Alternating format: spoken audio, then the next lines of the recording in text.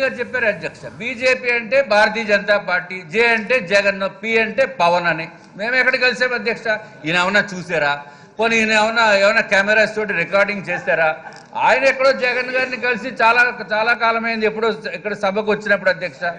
ఆ పవన్ కళ్యాణ్ గారిని ఎప్పుడు చూడలే, ఒక్కసారి మాకు ఎలక్షన్స్ లో చూసాం అధ్యక్ష, తర్వాత రాలేదు అధ్యక్ష.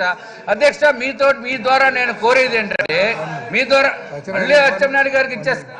మొన్న నేను చెప్పింది వాస్తవం అనడానికి నిన్న రాష్ట్ర ప్రభుత్వం అఖిలపక్ష సమావేశం పెట్టింది అధ్యక్ష. రాష్ట్రంలో ఉన్నటువంటి అన్ని పార్టీల అధ్యక్ష, చిన్న చితగా ఒక సభ్యులున్న పార్టీ, కొత్తగా ఉన్న పార్టీ, అన్ని పార్టీలు వచ్చాయి, అన్ని ఏజెన్సీలు వచ్చాయి, అధికారులు అందరూ వచ్చారు అధ్యక్ష.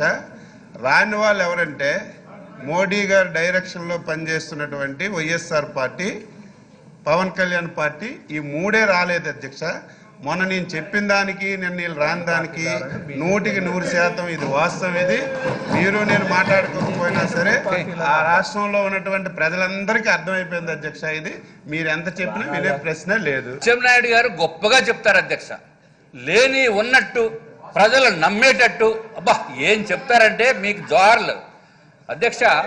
అసలు అచ్చెన్నాయుడు గారు చెప్పే దాంట్లో ఏమాత్రం వాస్తవం లేదు.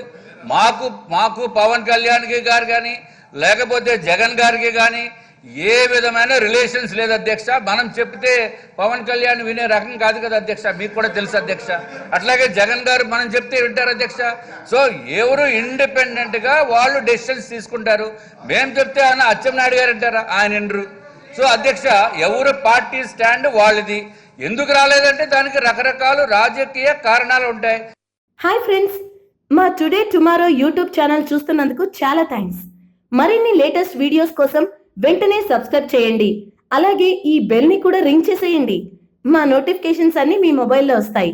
అలాగే మా వీడియోస్ మీకు నచ్చితే లైక్ చేయండి, షేర్ చేయండి, నచ్చకపోతే కామెంట్ చేయండి.